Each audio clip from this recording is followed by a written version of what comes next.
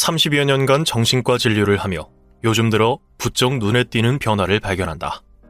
무기력감을 호소하는 사람이 늘었다는 것이다. 무기력은 말 그대로 기력이 없다는 뜻으로 과도한 스트레스와 번아웃으로 인해 신체와 정신이 모두 소진된 상태를 말한다. 한때 한국인들의 가장 큰 고민은 분노 조절이었다. 그러나 지금은 무기력에 대한 고민이 훨씬 높다. 화를 낼 힘조차 없는 것이다. 흔히 무기력이라고 하면 축 늘어진 모습을 떠올리지만 무기력은 생각보다 더 다양한 모습으로 나타난다. 무기력의 증상에 대해 먼저 알아보자. 건망증은 무기력의 대표적인 증상이다. 우울감이 심하면 기억을 저장하고 인출하는 에너지가 고갈되어 사고의 흐름이 느려진다. 부쩍 기억력이 나빠졌다면 무기력증이나 우울증은 아닌지 점검해봐야 한다. 불면증 역시 무기력의 증상 중 하나다. 무기력으로 지친 뇌가 불안과 걱정을 불러일으켜 밤에 뇌를 각성시킨다. 잠자리에 누우면 부정적 감정이 더 커지고 자꾸 옛 기억을 떠올리는 반추 현상을 일으킨다. 그러면 너무 피곤한데도 잠이 오지 않는 괴로움을 경험하게 된다. 현재를 회피하려는 회피 현상도 무기력의 대표적인 증상이다. 무기력은 모든 걸 내던지고 떠나고 싶게 만든다. 하지만 이때 진짜 떠나버리면 대부분은 후회하고 오히려 스트레스가 훨씬 커진다. 도망친 곳에 천국은 없다. 어느새 우리를 잠식해버린 무기력이라는 독을 빼내기 위해선 어떻게 해야 할까? 무기력한 상황에서 억지로 극복하려고 하면 그 시도가 좌절되었을 때 더 심한 우울감에 빠질 수 있다. 무기력한 상황에서는 극복해야 한다는 생각보다 견뎌낸다는 마음을 갖는 것이 좋다. 1. 2차 스트레스의 길목을 막아라. 무기력의 가장 큰 원인은 스트레스다. 스트레스는 1차 스트레스와 2차 스트레스로 구분할 수 있다. 스트레스를 일으키는 사건을 1차 스트레스, 1차 스트레스로 인해 유발되는 스트레스는 2차 스트레스다. 손흥민 선수도 연장전까지 뛰고 나면 아무것도 하고 싶지 않을 것이다. 그렇다고 손흥민 선수가 나약한 사람인가? 그렇지 않다. 만약 손흥민 선수가 스스로 나약하다고 생각한다면 그것이 바로 2차 스트레스다. 최선을 다했기에 찾아온 심신의 피로, 즉 1차 스트레스를 자신이 나약하다는 뜻으로 해석해버리면 2차 스트레스가 커지고 몸과 마음의 회복도 더뎌진다. 마음이 2차 스트레스로 가려 할 때 멈춰서 생각해보자. 지금 내 생각을 뒷받침하는 증거가 존재하는가? 아니면 그저 내 주관적인 판단인가? 자기 비판에서 벗어나 자신을 다정하게 이해해주는 자기 공감을 통해 2차 스트레스로 넘어가는 것을 차단할 수 있다. 자기 공감이란 1차 스트레스와 2차 스트레스 사이에 공간을 확보해주는 것이다. 무기력을 예방하기 위해서는 1차 스트레스가 2차 스트레스로 확산되지 않도록 조기에 막는 것이 관건이다. 2. 일단 5분만 움직여라. 아무것도 하기 싫었는데 친구에게 끌려가서 등산을 하고 났더니 지친 마음이 충전되고 의욕이 생기는 경험을 해본 적 있을 것이다. 행동을 통해 생각과 감정을 조절할 수 있다. 실제로 우울증 치료에 활용되는 행동 활성화법이다. 많은 환자들이 언제쯤 의욕이 생길까요? 라고 묻는다. 그러나 의욕이 갑자기 솟아오르는 타이밍은 없다. 동기부여가 되기를 기다리면 시간만 흐를 뿐이다.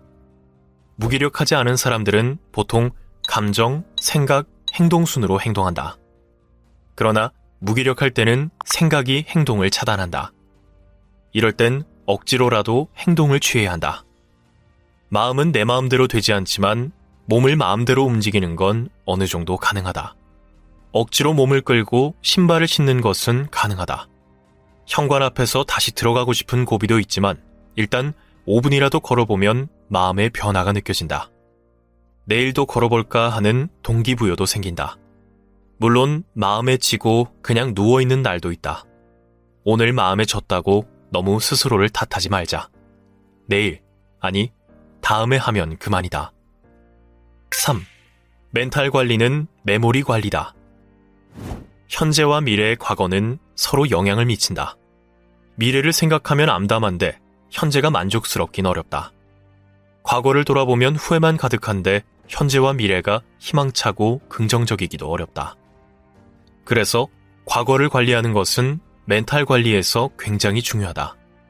오늘 쌓인 기억을 어떻게 잘 관리하느냐가 포인트다. 하루를 마무리하는 감성을 엔딩 감성이라고 한다. 그런데 이상하게 별일 없이 하루를 보내도 엔딩 감성은 부정적인 경우가 많다. 최선을 다해 하루를 보냈지만 피로가 쌓여 엔딩 감성은 좋지 않은 것이다. 그러면 하루의 기억이 통째로 부정적으로 기억될 수 있다. 부정적인 기억이 매일 쌓이면 현재가 불행한 것처럼 느껴지고 미래를 보는 관점도 부정적으로 틀어진다. 엔딩 감성에 변화를 주기 위해서는 하루를 긍정적으로 기억하게 하는 기억일지를 쓰는 것이 좋은 방법이다. 그날 있었던 긍정적인 일들에 집중해 그 순간을 기록하며 하루를 마무리하면 긍정적인 상태로 잠자리에 들 수 있다. 하루 종일 안 좋은 일만 있었다면 어떻게 할까? 부정적 기억도 다른 관점에서 재해석할 수 있다. 실패했던 경험을 교훈으로 받아들이고 그것이 결국 자신을 성장시켰다는 사실에 집중해보자. 그러면 부정적 기억이 엔딩 감성을 해치는 것을 방지할 수 있다. 멘탈 관리는 메모리 관리라는 것을 잊지 말자. 4. 반추 사고를 멈춰라.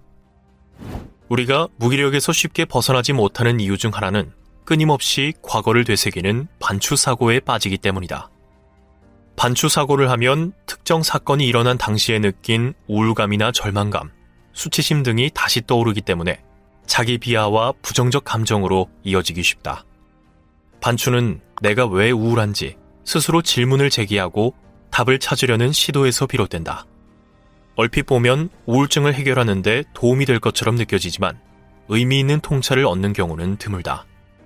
오히려 나는 우울한 사람이라는 생각을 강화하고 무기력과 우울이 더욱 심해지게 만든다. 부정적인 생각이 맴도는 반추 사고에 빠졌을 때 지금 내가 반추를 하고 있구나라고 알아차리기만 해도 효과가 있다. 이때 생각의 고리를 끊을 수 있는 자신만의 활동을 하는 것이 도움이 된다. 책상 정리나 휴대폰 사진 정리 같은 단순 업무도 반추의 고리를 끊는 데 도움된다. 반추 사고에 빠질 때마다 볼 수 있도록 문구를 적어놓는 것도 좋다.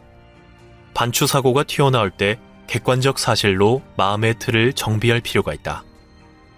당신은 무기력에서 벗어날 수 있다. 서서히 조금씩 지친 마음에 시동을 걸어보자. 지친 마음에 시동을 거는 마인드 부스팅 수업. 무기력 디톡스. 이 콘텐츠가 도움이 되었다면 구독과 좋아요를 눌러주세요.